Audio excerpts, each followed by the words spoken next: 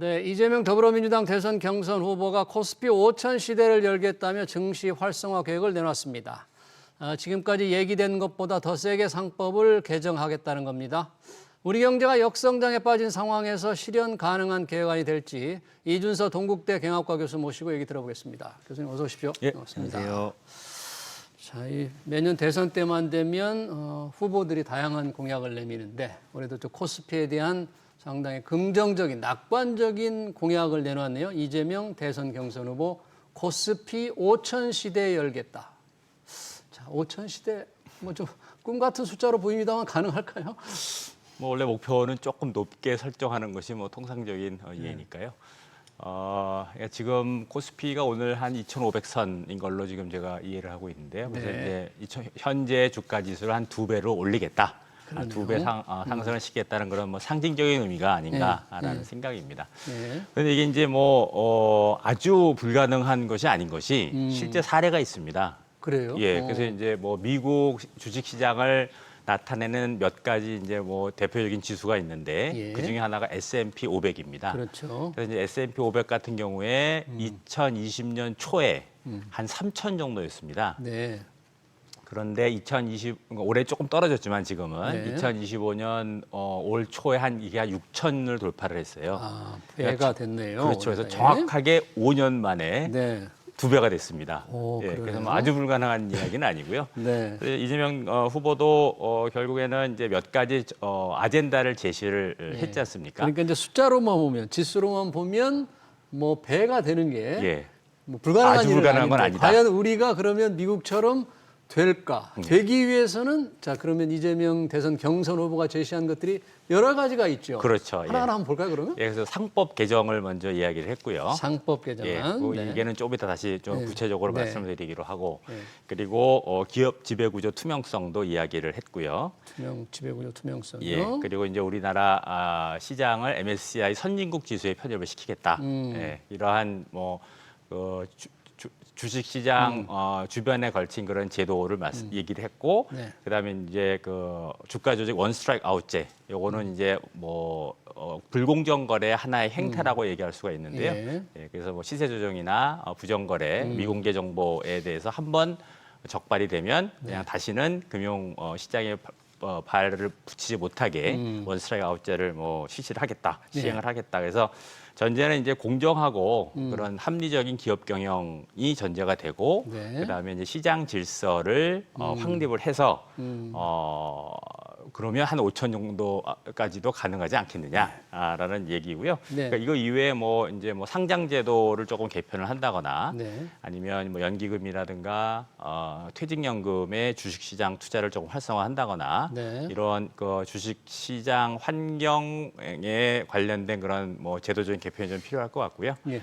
그리고 이제 정부 당국으로는 이제 기업 투자를 좀 확대를 한다거나 아니면 제일 큰 문제 중에 하나가 우리나라 지금 가계자산 중에 부동산 자산이 차지하는 비중이 뭐 70%, 80%까지 이르지 그렇죠. 않습니까? 예. 그래서 이제 부동산 자산을 금융자산으로 주식시장으로 환류시킬 수 있는 그런 정책들이 마련이 된다면 아주 불가능한 일은 아니지 않느냐라고 참 평가를 하고 싶습니다. 여러 가지 방법이 뭐 법을 고치고 주식 환경을 바꾸고 투자 수요를 늘리고 참 많은데 그러면 예. 이게 이제 그 중에서 가장 지금 많은 개미들과 기업들이 관심을 가지고 있는 게 상법 개정안이 지난번에 이제 국회 통과한 후에 거부권 행사됐잖아요. 그렇죠. 이걸 더 강하게 만들겠다, 더 세게 만들겠다 그러는데 우선 더 세게 만든다는 이재명 후보의 생각이 그 더 세게라는 걸 뭘 더 붙인다는 거죠? 예, 그래서 이제 집중 투표제라는 것을 조금 의무화하고 집중 투표제를 의무하고 그다음에 감사위원 분리 선출을 좀 확대를 하겠다. 예. 라는 얘기인데요.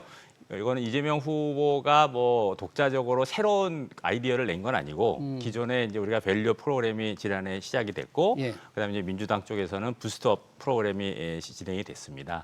그리고 이제 이번에 상법 개정안 그 이사의 주주 충실 의무, 예, 그 상법 개정안을 발의를 하는 과정에 있어서 원래 이 두 가지 안이 포함돼 있었다가 그 국민의힘과 협의를 하는 과정에 있어서 이 이사의 주주 충실 의무를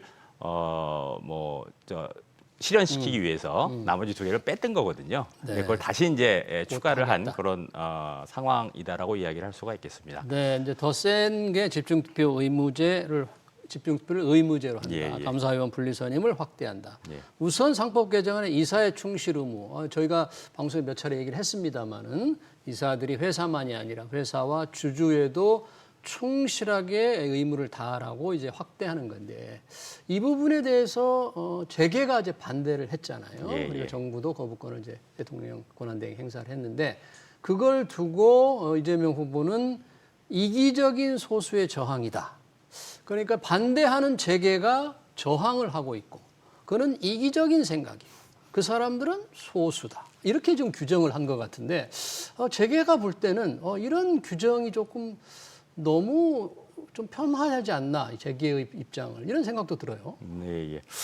이게 이제 뭐 보는 시각에 따라 좀 다를 수 있는데요. 그러니까 예컨대 뭐 이제 그 댓글 같은 걸 보면 예. 일반 소액 투자자들은 이사의 주주 충실 의무에 대해서 적극 찬성을 하고 있습니다. 일반 소액 투자자는 예, 찬성을 예. 하는데 그러니까 그 결국에는 이제 소액 주주를 보호하는 하나의 가장 대표적인 방안이 될 수가 있기 때문에 그런데 이제 재계가 반대하는 거는 아무래도 이제 대주주 그리고 이제 대기업 집단의 총수 일가들은 본인들한테는 불리한 내용이 될 수 있으니까요. 그래서 반대를 하고 있는 상황이 아닌가라는 생각입니다. 근데 이제 많은 분들이 조금 뭐 시청자분들도 조금 오해를 하고 계신 게 뭐냐면 예. 이사의 그 주주 충실 의무라는 것이 그 무슨 뭐 일반 주주 그다음에 대주주를 뭐 일방적으로 옹호하고자 하는 그런 내용이 아니라 뭐 우리 앵커님도 잘 아시다시피 우리나라 이제 기업 지배 구조가 지배권과 소유권이 조금 괴리가 있습니다. 소유권과 소유 지분은 얼마 안 되지만 그렇죠. 지배권을 크게 행사한다 그런 얘기겠죠. 예, 예. 그래서 이제 총수 일가가 계열사에 보유하고 있는 지분은 한 3.6%밖에 안 되는데 실질적으로 이제 순환 출자 구조를 통해서 예. 그 계열사들 다 지배하고 있는 상황인 거고요. 그러다 보니까 이제 의사회가 의사 결정을 하는 데 있어서 소유권과 지배권의 차이가 나는데 이게 이제 지배권 즉 총수 일가 대기업 집단의 총수 일가 위주로 의사 결정을 하는 상황들이 뭐 종종 발생을 하고 있어서 그냥 소위 말해서 법대로 의결권대로 네. 의결권 비례 원칙이라는 것이 아마 그 함의가 들어가 있을 겁니다. 그래서 예. 오해를 안 하셨으면 하는 부분이 예. 그런 이사의 주주 충실 의무가 무슨 경영 판단 원칙 이런 거와는 관계가 없고 선의 뭐 충실의 의무 이런 것도 관계가 없고 그냥 주주들 간의 그 소유권과 지배권의 차이가 있을 경우에 소유권 위주로 이사회가 의사결정을 해라라는 그런 함의가 들어가 있지 않는가라는 그런 생각입니다. 그러네요. 근데 예, 예. 그런 취지로 이제 해석을 하지만 정작 재계는 이렇게 할 때 조그마한 지분을 확보한 뭐 헤지 펀드들이라든지 외국의 주주들이 툭하면 좀 소송을 내므로써 기업의 의사결정이 좀 늦어진다. 늦어지면 그렇지 않아도 지금 경쟁력을 높이는 게 급한데 경영에 조금 문제가 생기지 않느냐. 더군다나 오늘 1분기 경제 성장률 보니까 마이너스 0.2%예요. 이렇게 어려운데 이 기업들에게 부담을 줘서 되겠느냐? 예. 이런 불만을 좀 갖고 있는 것 같아요. 예. 그러니까 이제 우리가 이제 단기적으로 문제 해결을 할지 아니면 이제 근본적으로 중장기적으로 문제 해결을 할지에 대한 결정을 해야 될 것 같은데요. 단기적으로는 우리 뭐 앵커님이 말씀하신 뭐 내용이 틀린 내용은 아닙니다. 그렇지만 이제 중장기적으로 기업의 이제 본질 가치를 놓고 보면 네. 과연 어느 쪽이 기업의 본질 가치를 높이는데 도움이 되겠느냐라고 네. 본다면 아마 해법이 나오지 않을까라는 생각입니다. 기업의 본질 가치 측면에서. 예, 예. 이게 코스피가 5,000으로 높아지면 얼마나 좋겠습니까? 작년에 우리 지금 코스피만 참 부진했는데 여러 가지 방법이 또 아까 말씀해 주셨잖아요. 지배구조 투명성이라든지 상장 제도라든지 이번에 또 민주당 경선 과정에서 나온 게 자사주를 가지고 있는 자사주를 소각하는 걸 뭐 의무화한다. 이런 얘기가 나왔는데 이 자사주를 가진 기업들이 꽤 많고 자사주라는 게 투자자들이 볼 때도 저 자사주가 어떻게 활용될까 굉장히 민감한 지금 관심을 가지고 있는 거거든요. 이 자사주가 의무화는 어떤 의미가 있는 거예요?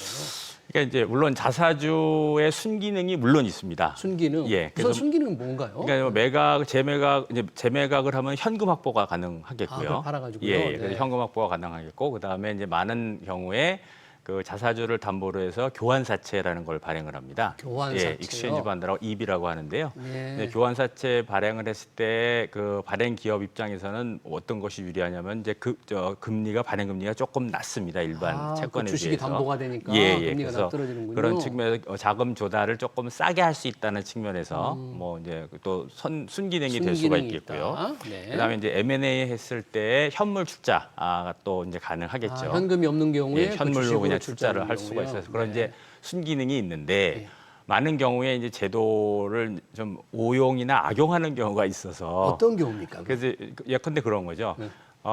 자사주의 경우에는 의결권이 없습니다. 의결권이 없죠. 없습니다. 그래서 네. 옛날에는 과거에는 뭐 인적 분할을 했을 때는 자사주의 의결권이 다시 부활을 했는데 그거는 이제 금융위에서 제도 개편을 통해서 막았고요. 그래서 더 이상 자사주는 의결권이 없습니다. 인적 분할을 하더라도. 예. 그렇게 되면 근데 문제가 뭐냐면 예를 들어서 100의 주식이 있다고 했을 때 12자사주인데 그게 이제 소각을 안 하고 그냥 매입만 하고 있는 상황이라면 네. 그러면 대주주의 지분이 상대적으로 올라가는 거죠, 지분율이. 나머지 90에서 본인들이 원래 보유하고 있었던 지분은 그대로 유지가 되는 그대로 거니까. 유지가 되니까. 그러니까 이제 대주주들의 지배권이 강화가 되는 지배권 강화. 그러한 측면이 또 있고요. 또 그런 한 걸 가지 좀 악용하기 위해서 자사주를 그런 사는 기업도 경우도 있지 않겠나 이런 의심. 그냥 추론을 하는 건데요. 그리고 또 다른 건 아까 말씀드린 것처럼 교환사채를 발행을 할 때 그 교환사채를 조금 더 잘 그 뭐 인수되기 위해서 약간 할인율을 적용을 한다거나 아니면 이제 풋옵션을 같이 어태치를 해서 줍니다. 그러면 결국에는 그 피해가 기존 주주들한테 나타나기 때문에 그러한 이제 부작용들이 있고요. 예. 그래서 이제 그래서 결국에는 진정한 주주 가치 제고 측면에서 보면 우리 뭐 시청자 여러분들도 잘 아시다시피 우리나라 같은 경우에는 시가총액이나 뭐 EPS나 이런 거를 재무지표를 산정을 할 때 다 발행 주식 수를 기준으로 합니다. 발행 주식 수로. 예, 그러니까 이게 매입만 하고 소각을 안 하면 예. 주주 가치의 증대가 전혀 안 이루어지는 되죠. 거죠. 주식이 없어지고 그대로 숫자가 있으니까 EPS도 총괄행 그대로고, 주식수가. 네. 그대로고. 그래서 이제 우리나라가 그러니까 소각을 해야지만 EPS가 올라가기 때문에. 그래서 주당 수익이 올라간다. 그렇죠. 그런 그래서 얘기네요. 이제 뭐 주주환원 측면에서 보더라도 매입으로 그치지 않고 이게 소각으로 이어져야 되는 거고요.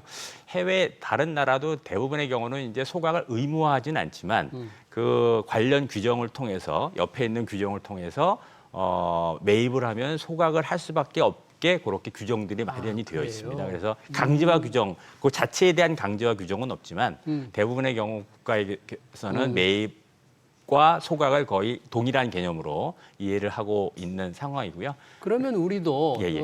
자사주를 가지고 소각하는 걸 의무화하는 것보다도 무슨 인센티브를 좀 소각하는 기업에 인센티브를 준다거나 이렇게 조금 유하게 좀 도입을 하면 안 되나요? 이걸 다 의무화한다, 소각을? 예.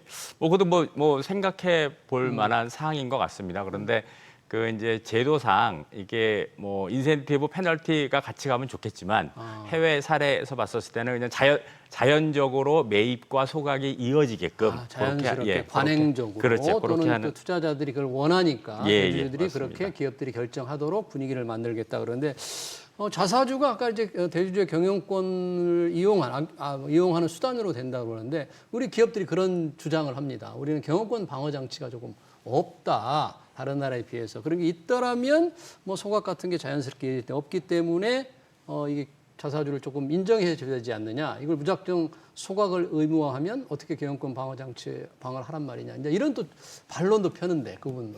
그러니까 이제 뭐 닭이 먼저냐 달걀이 먼저냐의 문제인데요. 근데 이제 우리나라 기업들의 특히 이제 대기업 집단의 지배 구조가 조금 취약하기 때문에 이제 순환 출자 구조라든가 그다음에 그 지주회사 구조라든가 그다음 계열사 교차 지분들을 통해서 이미 경영권 방어를 하고 있는 상황인 거죠.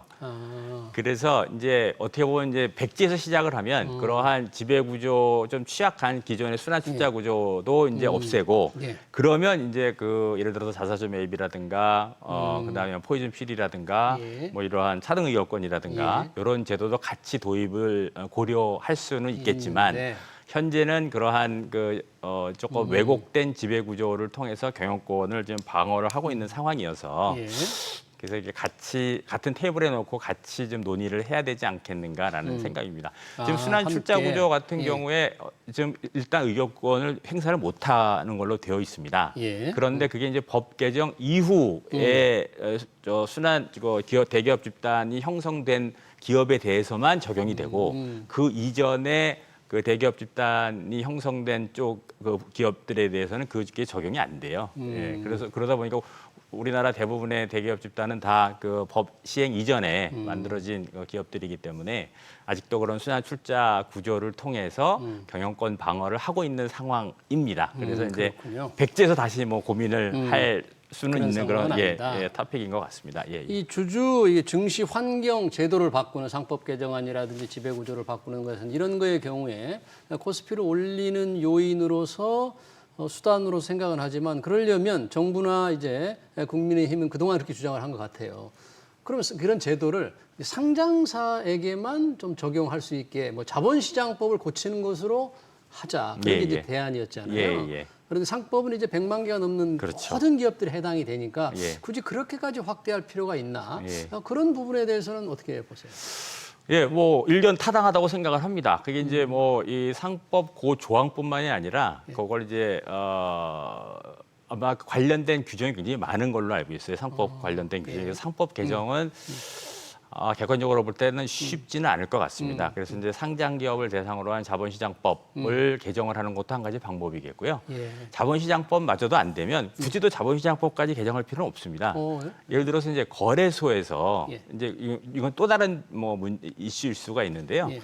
지금 일본이 그런 상황이거든요. 밸류 프로그램을 하면서 밸류업. 예, 그 거래소의 기업들을 세 개로 구분을 했습니다. 그래서 프라임, 예. 스탠다드, 그로스 이렇게 세 네. 개를 구분을 하고 예. 프라임과 스탠다드 즉 말해서 우수 기업과 일반 기업을 구분하는 그러한 조건들을 몇 가지 달아놓은 것이 예. 그런 것들을 이제 연속 규범화 시켜서 그 이제 거래소의 무슨 뭐 구조 개편이 만약에 가능하다면 그렇게 거래소의 기업들을 1, 2부 쉽게 말해서 1, 2부로 구분을 하는 하나의 요건으로 상법 그러니까 이제 우리 회사는 이사의 뭐 주주 충실 의무를 하겠다, 뭐 자사주를 소각을 하겠다. 이런 경우에 일부러 올려주겠다라는 그런 연성 규범화를 하면 굳이 지금 국회에서 뭐 예, 이렇게 서로 논란이 갈등도 되고 있는 심한데. 무슨 뭐 상법 개정이나 자본시장법 개정 말고도 충분히 가능한 방법은 있지 않을까라는 개인적인 예, 생각입니다. 주주들의 권익을 보호할 수 하면서, 있는 그렇죠. 장치를 이 거래소 연성 규정을 규범화 통해서 시켜서. 그렇죠. 만들 예, 수 있지 맞습니다. 않겠느냐. 예, 예. 그런 얘기네요. 개인적인 생각입니다. 네, 잠깐 얘기하다 보니까 예. 시간이 다 됐네요. 자, 그러면 종합적으로 지금 우리가 코스피 활성화, 코스피 5천을 얘기하고 있는데 우리 시장 지금 뭐 잘 버티고 있다고 봐야 됩니까? 어떻게 시장을 좀 종합적으로 평가해 줄 수 있을까요? 잘 버틴다기보다는 그동안 너무 많이 떨어졌기 때문에 PBR이 너무 낮아서 주가 순자산 비율. 예, 그래서 이제 뭐 정상화되어가는 과정이 아닌가라는 그런 생각이고요. 예. 그래서 지금 뭐 시청자 여러분들도 잘 아시다시피 지금 외생 변수가 너무 변동성이 커서 네. 뭐 조금 쉽지는 않은 상황이고 그다음에 뭐 정치적 불안정성까지 뭐 가미가 돼서 가세가 돼서 좀 어려운 상황인데 뭐 어찌 됐든 신정부가 들어서면 불확실성이 제거가 될 테고요. 아무래도 주시장에서는 가장 위험 요소가 불확실성이니까 그런 불확실성이 제거가 되고 아까 말씀드린 모두에 말씀드린 그러한 여러 가지 제도적인 보완 장치 그리고 신정부가 새롭게 뭐 성장 기업에 대한 투자를 많이 하고 이러한 전반적인 경제 여건이 조금 호조가 되면 개선이 되면 뭐 5천까지는 아니더라도 상당 부분 주가 상승은 가능하지 않을까라는 개인적인 생각입니다. 뭐 저희도 정말 한 3천만이라도 빨리 넘었으면 좋겠습니다. 2,500에서 이렇게 맞습니다. 머물고 있기 때문에. 예, 예, 예. 네, 코스피 5천 시대 필요한 상법 개정안 관련 토론 여기서 마치겠습니다. 지금까지 이준서 동국대 경영학과 교수였습니다. 교수님 고맙습니다. 네, 고맙습니다.